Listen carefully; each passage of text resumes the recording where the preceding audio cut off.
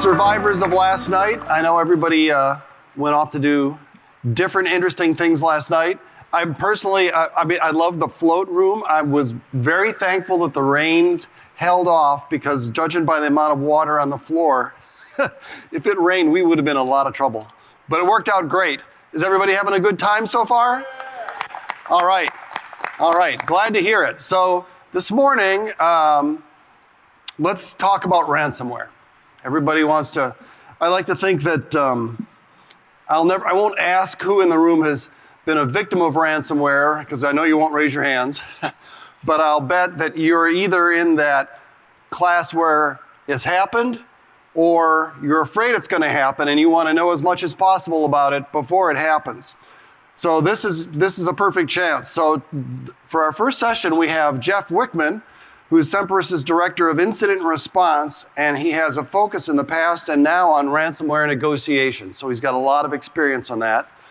And the yellow thing in the corner is Marty Momdjian. Marty is our Executive Vice President at Semperis, and he has a long history of incident response, especially around healthcare, and also of responding to challenges by doing what he's doing here, and I'll let him explain it. Welcome, gentlemen, and chicken.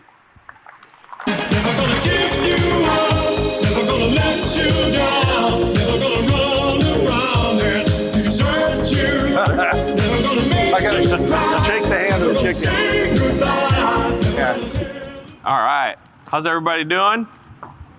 Good. All right, Sean said he would not ask who has been involved in an incident or a ransomware attack. I, however, will. So by a show of hands, how many people have been part of a ransom case and helped a client through it, or your own company? Good number. Oh, look at that. Clicker. All right. Bad news, there's no light at the end of the tunnel. I am not here to say things are gonna get better. Ransomware attacks are going to continue. I don't see any end to it. A quick brief, just in case anybody doesn't know. Prior to joining Semperis, I did ransom negotiations for Palo Alto. And at the time, I was running either between 5 or 7 ransomware negotiations at a time. And that was over a 3-month span. There's no shortage of ransomware attacks happening, whether they are publicly admitted or not. I've even seen companies that I know for a fact paid ransom, but have never declared it on their SEC filings. How they get away with it, I don't know. It is what it is. That's the lawyer's job, so that's not my job. Mr. Chicken, anything to add? No, same story. All right, so real quick, what we're going to talk about. Detection, response, recovery, and then a little bit on ransom negotiations. That is my true bread and butter, where I enjoy it a lot. However, mental health-wise, it was not a good place to be. Going through a ransom negotiation, and just as a FYI, and I know I'll say it later in the slides, don't do it on your own. Get professionals. Everybody that I had talked to when I joined doing ransom negotiations, and everyone who wants to get into negotiation thinks it's really cool, it's real fun, until you start seeing the price tags. Last negotiation I did ended at 50 million. That is not money I will ever see in my lifetime, and it makes me extremely nervous to work with that kind of money, again, because I'll never see it. All right, so from a detection perspective, every company says they're ready until they're actually attacked. I would say out of all my cases that I did, past and present, every company thinks they're prepared or thinks it won't happen. We are in a day and age where no one can think like that. It's going to happen if it hasn't already. I've seen really sophisticated organizations that have been compromised for years and never known it. The only way they found out was they put in a rule to identify when a domain admin was added, and then removed from the domain admin group. That tipped off an investigation into their environment. Long story short, the attackers had been in so long, they had modified their EPO policy, the McAfee days, to exclude everything from scanning. So they had AV, it did absolutely nothing for them. I think we were at least 6 terabytes of data that they exfiltrated. And it's an organization that if I said the name, everybody in here would know who it was, and they had some really crazy data. Jesus. So really, in the detection phase, you got to decide what you're going to look for. Do you want to be alerted for everything? Because I'll tell you now, if you are trying to be alerted for everything or detect everything, it's information overload. You're going to get overloaded. When an attacker gains a foothold, some people say that's the right time, but again, you're still going to get a lot of information. My preference is I want to know when someone escalates. When someone gets a tier 0 access, domain admin access, or anything like that, that sets off the alarm bells for me. That should be an easy one to detect. And that's, in my book, a critical, immediate, automatic hit the IR button, and everybody gets involved. If you're looking for C2 traffic, it's good, but there are false positives, and you'll never get past false positives. Or they can fly under the radar, and you'll never see their C2. But if someone gets to the domain admin level, you have a problem, unless someone got hired and you, for some reason, didn't put them into the allow list. Do you want to search when attackers are stealing data? Is it important enough to know? Movement of data inside an organization, I don't have to really explain it to all you. You're all tech people. Data is flowing across your systems all the time. What do you want to be alerted on? Big file transfers, large movements of data, or do you want to catch the little bits? Because originally we used to look for big file transfers. Attackers are smart. They've modified their exfil, and now they take it from a bunch of different systems in little bits. It's a game of cat and mouse. Again, there's no light at the end of the tunnel. And your critical assets are not, they're very important, obviously. If you have PII, PHI, whatnot. Another one to monitor, and I think it's probably the harder one, is financial information. In every ransomware case I did from, thank God.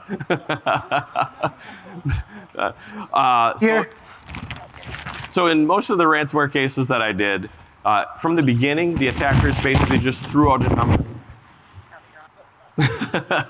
They threw out a number of what they thought they deserved for their work. When I finally ended my career in negotiations, the attackers were sophisticated enough that they had people, from my my assessment, they had people who would read financial statements and understand truly what a company had. They would look through the insurance documents to see what your coverage was, and if ransom payment was covered. Originally, they looked at revenue, just straight revenue. Oh, you make $30 million a year. We want $30 million.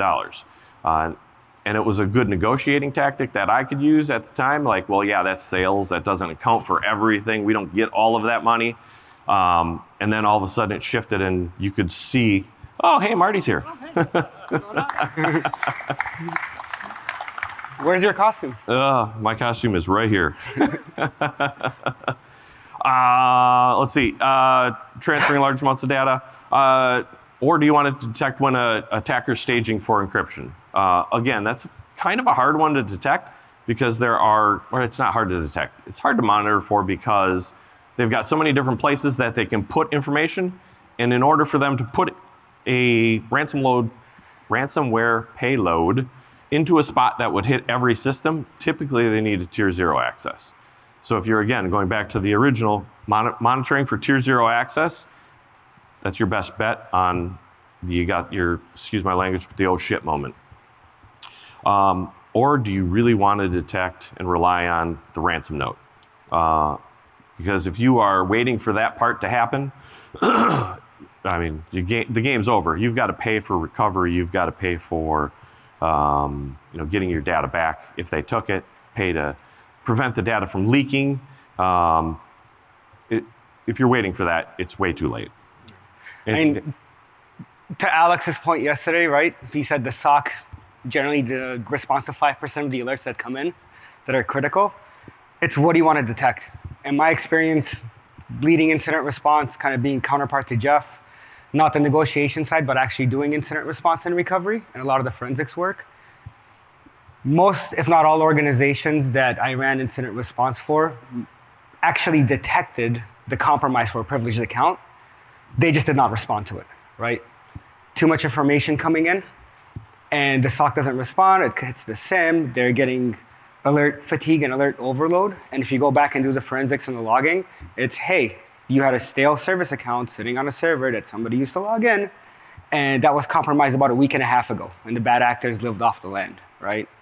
So one of the key lessons that we've learned over and over, it's what do you really want to detect? It's not just privileged domain admins and privileged access to servers, but actual accounts that have an attack path to those service accounts and domain admin accounts and line of sight, right? And narrow your focus on what accounts can cause the most amount of damage that are also not domain admin accounts, right? Backup service account, number one on the list that every adversary goes after, right? If you have a PAM solution in place, which I hope most of you do, the service account that triggers access to the vault in your PAM, that's what the adversaries go after, right?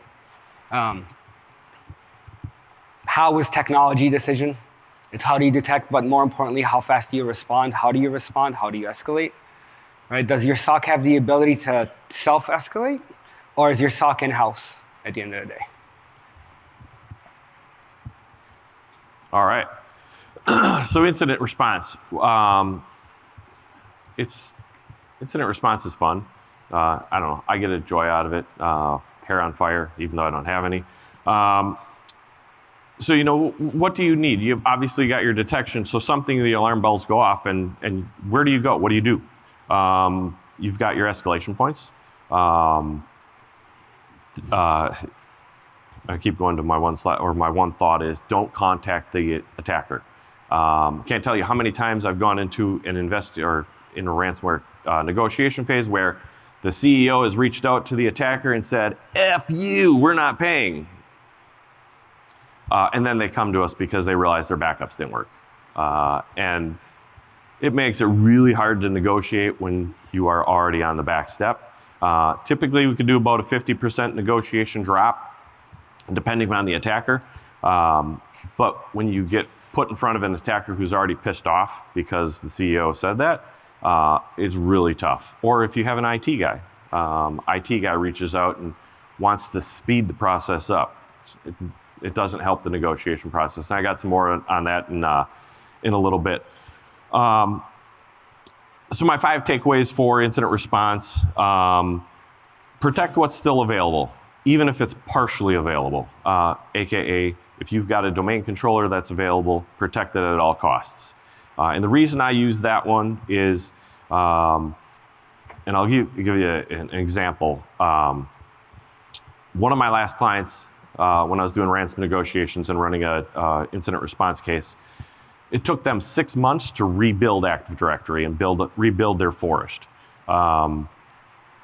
They thought, excuse me, they thought that was the right way to go because, and you know, somewhat, the attacker was in the environment and they wanted to make sure that everything was clean. What they didn't understand when they made that decision to go to, you know, wipe everything and start anew, that they had to rename or, you know, redo all user accounts, redo all permissions on all files, on all folders, on all objects throughout their environment. And unfortunately, they had a classified environment. So it was not only complex from just the user perspective, but then identifying where the classified information was and making sure that only the people who had needed access got access. 6 months time. Whereas if you have a domain controller backed up, you can clean Active Directory and at least keep the, you know, the correct user permissions and just restore your servers and bring it back on that fold. So that is a huge time saver, and I think I talked about it in another slide, or no, it's in this slide. Maybe it's not. It's on another slide, but your recovery firms that want to come in and help you recover, they want you to rebuild. They want you to build everything from scratch. If I go into them and I say I can cut that 6 months process down into a week, they're going to say, well, you just cut out 50% of my revenue. I don't want to do that. So you got to try to keep in mind that while the recovery firms and IR firms are out there to help you, they are also profit driven. It's a business like anything else. They want to keep the top dollar, even though they say they want to help. I think there are some good ones out there, and hopefully we can bring the customer back operational before it's too long. Follow your IR plan, your BCP, or your DR plan, or all three, and use the lessons learned from it after you've gotten through the incident. At the onset of an incident, get in contact with your insurance company. Make sure you have that data stored off in a separate system so that you still have access to it, so you know what process you need to follow. If you don't follow the insurance process and you engage with a vendor that's not pre-approved, they have the right, and they typically will deny payment. They will not cover that. Goal for insurance is obviously to help minimize the costs of recovery and remediation. But if the insurance company, and I'm jaded, I'll tell you that right now, and hopefully most of you are, I'm sure some of you already know, I'm really jaded with insurance companies, just from my work as a negotiator. I don't trust them. I feel they will try to get out of payment in any way possible, so you want to make sure that you are following their letters or their steps in the process. Get an IR firm, forensic firm engaged early. If you are in the incident response phase and you are recovering, and I've seen it, some orgs try to go right to recovery. You're destroying evidence that could tell us how an attacker got in, what the attacker took, all bad things. So get the IR firm in place. They'll do a triage. They'll identify systems that they're interested in, and they'll start pulling that data. And again, follow the insurance company's lead, because they are, or the breach coach, I should say. And then, last point, as always, please do not reach out to the attacker.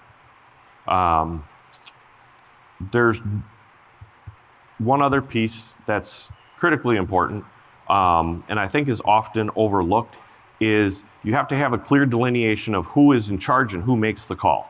You've got your IT, you've got your legal, you've got your insurance company, you've got your executives. Who makes the final call? It should be laid out in your IR plan. If I, as an external entity, come in and tell you to do X, Y, and Z, and your CEO says, no, don't do that, most organizations, any employees, are going to follow what their CEO says. But if it goes in my report that I can't tell what happened, again, insurance is going to look at it and say, well, why don't we know? You did not follow what the IR firm said, and it just causes confusion. So you want to have that clearly identified. And even from an inside, I've seen attacks where everybody's in, and this goes way back in my time, this was NIMDA, just to date myself. Everybody was in the data center, the IT people were at the keyboards, and the executives were behind us, demanding to know what was going on. And it doesn't help when you've got your CEO, your CFO, all barking different orders, because I want this system online, I want that system online. And the IT guy, it's dated, it was a small company, they were just restoring from backup. I walked in and I was laughing. Like, the minute they restored and brought it back online, they were reinfected because they did not patch. It was like, this is simple. This is really easy stuff.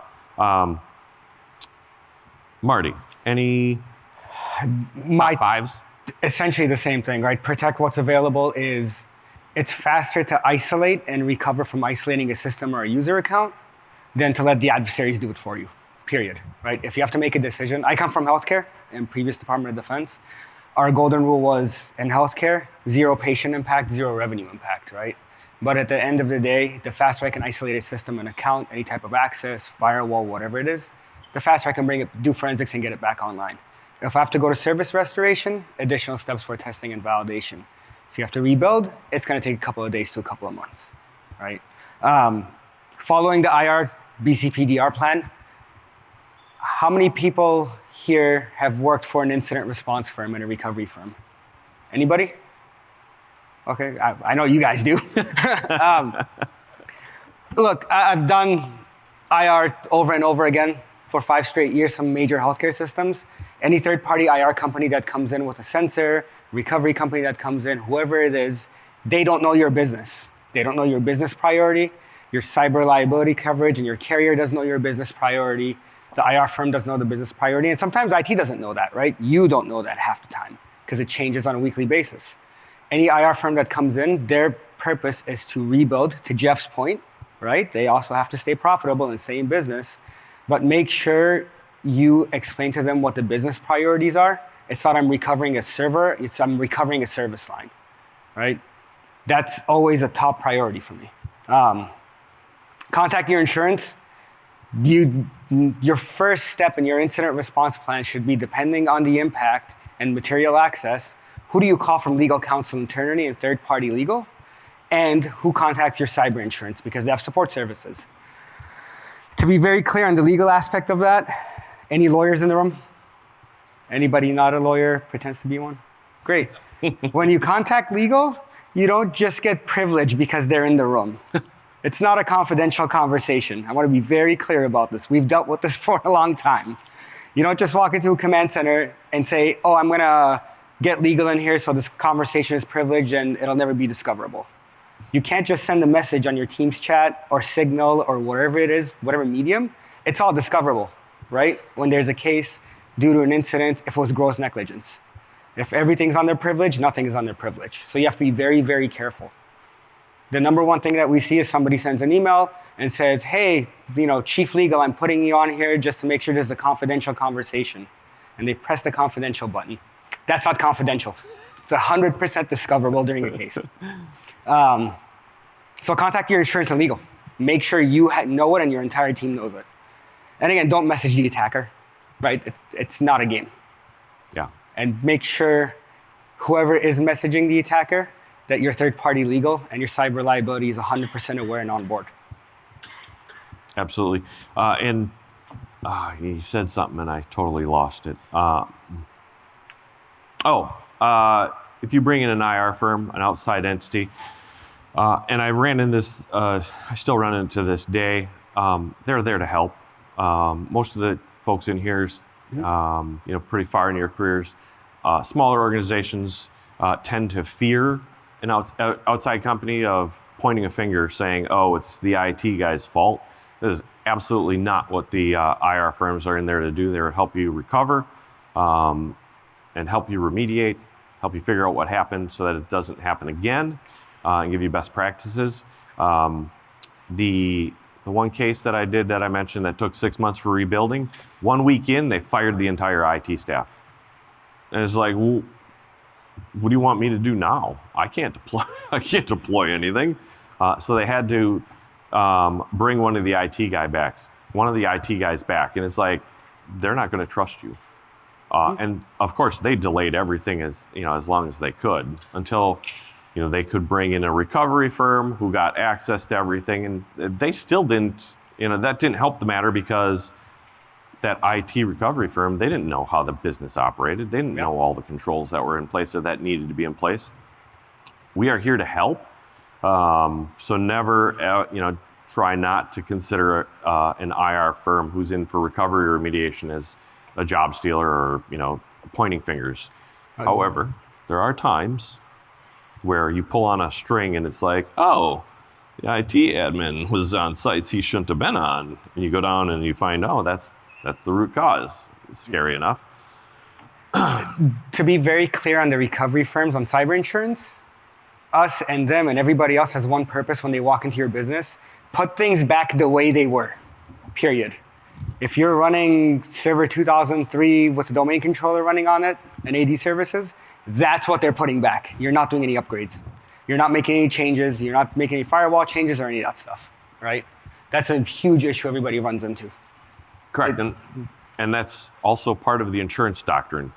So if, from an insurance perspective, if I put on that I'm doing an assessment of systems during an IR case, insurance will say that is not covered anymore. That's an assessment, that's not part of recovery. Again, loopholes that are used obviously you need to be careful for. So from a recovery side, we do have about 15 minutes left. We're going to roll through these slides pretty quick because I really want to try to get some questions from the group. Open field. So recovery, protect what's alive. I mentioned it earlier. If you got a domain controller that's alive in an off isolated environment, perfect. Isolate it more. Take it offline, shut it down, whatever, so that it's not communicating with the environment, so that if you have to go for recovery, you have something to start with. The foundation of recovery, the foundation of access is obviously identity, and that's why I always pick the domain controllers. You want those systems back, and you're all identity experts. I don't need to mention it, that you know where the priority is. The identity, without the identity coming online, data in your environment is useless. Well, in the grand scheme of things, from a business perspective. Obviously mitigating your timeline and getting to the recovery point, you're going to want to follow your DR plan, your IR plan, your BCP plan. I'm bringing things back in a logical order so that the correct business units are brought up in time, like Marty was saying. And that should all be clearly defined, because the minute the IR hits, everybody's going to be breathing down your neck, wanting everything back right away. The easiest way to bypass that is to point to the document and say, according to what we have already established, this is the procedure, this is what is priority based on what the executive stakeholders have identified. Obviously, while you're doing your work on recovery, protecting what is alive, even though we're in the recovery phase, follow your forensic and IR team's lead. If they say they need a copy of a system, get a copy of the system. They'll give you the tools that you need to capture it. The last thing you want to do is pollute data that's going to impact the investigation, or overwrite a system that was critical in the investigation. I saw it so many times. It's pathetic, and it's the worst feeling in the world, because you go for typical investigation that I would run. Sometimes we got lucky and we had a 1 weeker. Those are rare. In most IR cases that I did, we were a month or plus. That includes report writing. I don't know about any of you all, but as a technical person, I absolutely hated writing reports. So that typically was the longest part. The investigation, you put a bunch of geeks in a room and you say, dig. They will dig like crazy and find all of the cool artifacts that you need to tell the story. Then when you tell them to write a report, things suddenly slow down, because there's another bright, shiny object that I want to go dig for in this other case. That's most important. If you are part of an IR case, please support your team. Make sure they are hydrated, fed, give them ice cream, keep them healthy, make sure they sleep. I've gone into multiple cases where it was, the executive is expected 24/7. We are there working until this is done. One of the cases that I had, it was literally, they wanted 24/7. I got to the location, and this was a big one that happened years ago, one of the biggest ones. We got on location Monday morning, started the investigation, started doing some of the collection. At the end of the day, so 5, 6 o'clock, I was ready to go get some dinner. Because I was so young in the career, I wasn't leading much. I was just following lead. And we were packing up, getting ready to go, and the executive walked in and was like, "We're going on the corporate jet to Florida." For what? We're going to go image systems. So we went to Florida, image systems. On the plane ride back, we were analyzing them. Then we got, in the morning, right away, when we got back, they wanted results and details of those systems. At the time, I was like, all right, just give me a Red Bull and we'll keep going. I can do this for a day. And then at the end of the day, I thought, okay, now I'm going to go sleep. No, we're going to New Jersey on the jet. And again, I was younger in my age, so I was like, cool, corporate jet? This is kind of cool. No, because it was nonstop. It was work. I think I made it 3 days, and that's before our team lead was like, no, we're not doing this anymore. And the easiest part was this is time and materials. You've already hit your limit. If you want to keep doing this, here's the change order. Change order clearly states that we will work 12 hours a day, no more. And I think there's some kind of US law that says we're not supposed to work over 16. I don't know. I could be wrong. Nothing? Two biggest ones. Extended downtime is not just a downtime of when the incident occurred and you're recovering. Keep in mind, things are going back the way they were. And then 2 weeks later, you're going to take an extended downtime to start remediating and mitigating all the findings from the event. And if you ever have to go through a reinsurance process, that's going to happen week after week after week, right? And if you're any kind of publicly traded company, because of SEC 502 policies, all the requirements coming in from CERCIA next year, or if you're in Europe for DORA, right? There's regulatory around this now. So extended downtime means plan for the incident and recovery, and then follow up probably for the whole year until you mitigate and remediate all the findings and report on it, and then go through a reinsurance process. Keep your data for during recovery too. Almost every major incident I've worked on, somebody says, I'm going to go rebuild and recover our systems. Let me just go into my backup appliance, restore all the data stores, and get VMware infrastructure online, or my infrastructure up in Azure, and slap the VMs and the OS on there and get the application back online. Great. And then post-forensics, somebody's going to show up and say, hey, show me your logs. Give me snapshots and copies of what you had in memory from the time of the event. And you need to retain that data, right? You actually have to retain those backups during the incident. All right. 9 minutes. We're going to roll through this one. I'll give you some short stories. Again, don't contact the attacker, please. It will make a negotiator's job a million times harder. Contact Jeff instead. No, absolutely not. I will not go back to that. Work with a professional services firm and do your due diligence on finding that firm. Obviously, if you need to follow the direction of legal counsel and insurance.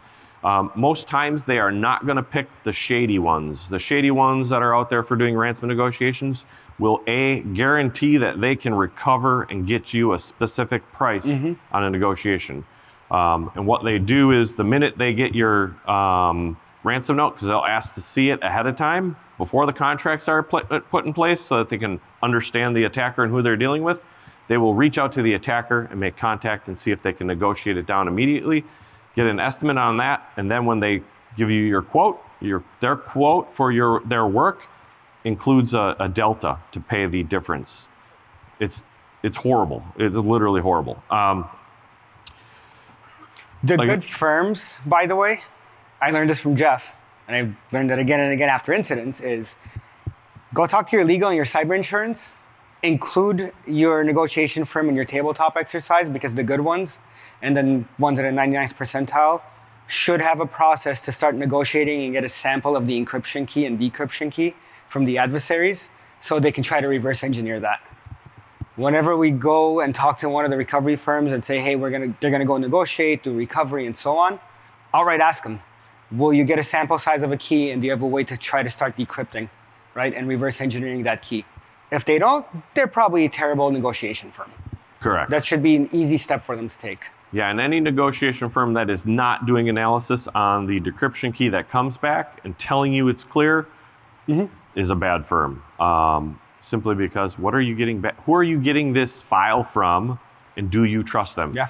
Going back in the day, Evil Corp, they literally would say, oh, the decryptor's not working, let us back in and we'll work on it to fix it. I mean, it's a complete shock. I get it from their perspective as a business operation. They want to do good and have a good reputation, but they're still criminals. There was no way in hell I was letting them back into a network. So I mentioned it before, don't contact the threat actor. Going rogue has consequences. I had one firm that reached out, so they engaged me first. I gave them the quote. Now keep in mind, we are not talking big dollars. My negotiation fee was $1,500. That's all it cost for the negotiation process. Obviously, the company was making a lot of money on the digital forensics and incident response side. But the negotiation process, there's not really a whole lot of time that passes in that engagement. Granted, it can take a couple weeks, but you're talking an hour or two, maybe a day. Company called me, gave him the quote. He said, I'm not paying $1,500 for this. So he contacted the attacker himself and he negotiated and he paid a sanctioned entity in Iran. Not good. The best part was he paid with his own Bitcoin wallet. And it wasn't a clean Bitcoin wallet. So the attacker was like, oh, well, let's see how much money that's in this wallet. Oh, there's more money. So the attacker came back and guess what? They want more money. They didn't give him a decryption key for everything. They gave him half. Then he came to us and said, how do I fix this? I'm like, you're shit out of luck. This is going to be tough to negotiate. It's $500,000 now, by the way. Sorry, dude. And because you have notified me that you paid a sanctioned entity, I have to report you. There's no ands, ifs, or buts. The government has got very strict on the negotiating firms, the IR firms, the money service brokers. So, and just as an FYI, typically your negotiation firm is not dealing with the money. That is completely separate because that's kind of in the financial sector. They got regulations around that. There are specific rules. When I finished negotiations, anytime I was alerted of a potential, a paid, or a potential of, or no, a past payment, future payment, or something like a potential payment, I had to do a SAR.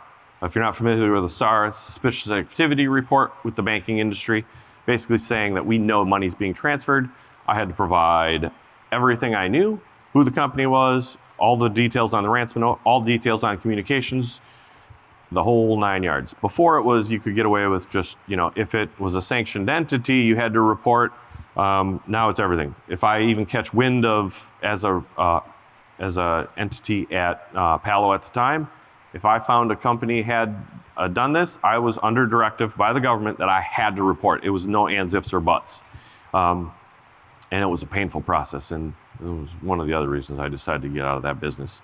Other issues with dealing with the attacker, oh man, we're going too fast. Dealing with the attacker is you release information to the attacker while you're trying to negotiate. My goal as a negotiator is to get information from the attacker to help the investigation. I want to pinpoint systems that we can identify and help you recover and help you do an assessment of, did they really get data? Is it really that critical?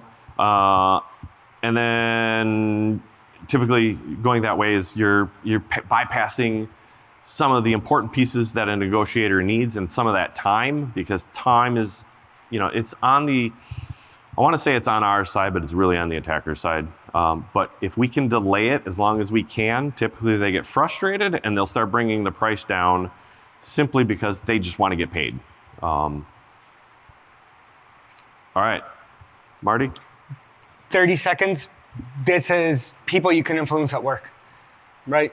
When you build your incident response team and you build your crisis management team, you work with legal, third-party legal, cyber insurance, everybody outside of the cybersecurity and identity team.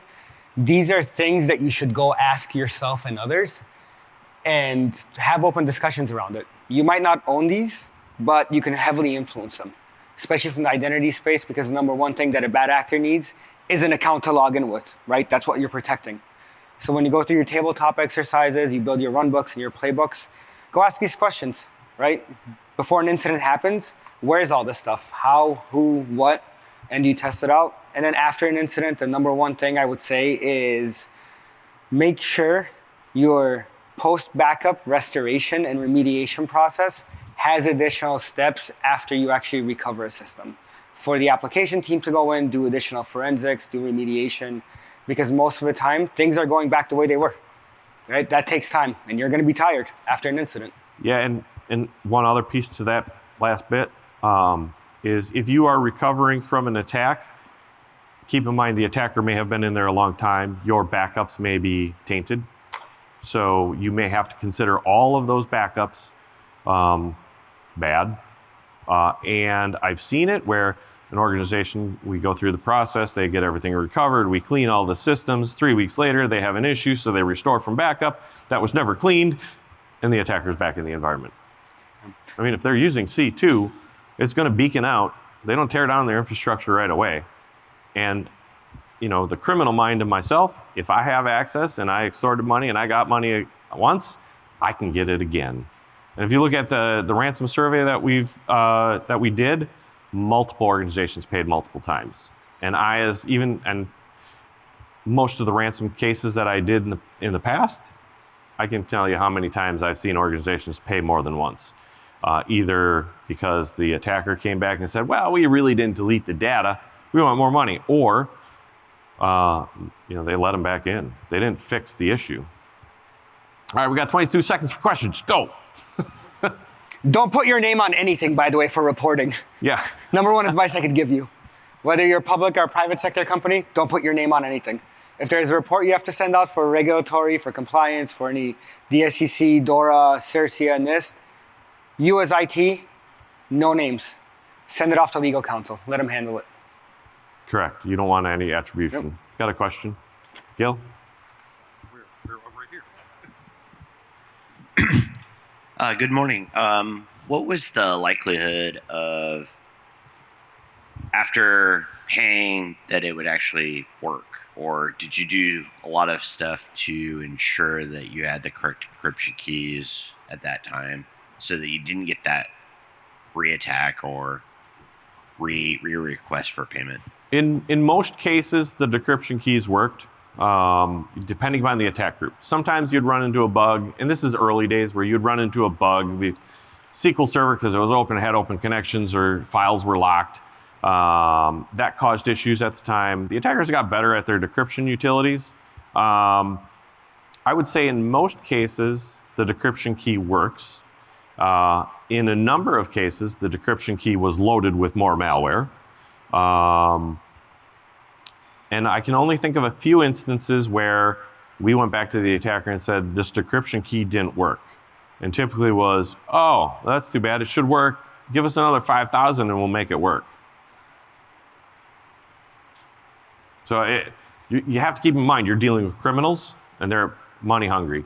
So in the negotiation process, the goals are identify what the attacker took. I want a file listing of all the data that they took so that I can pick some information that they can prove that they took data.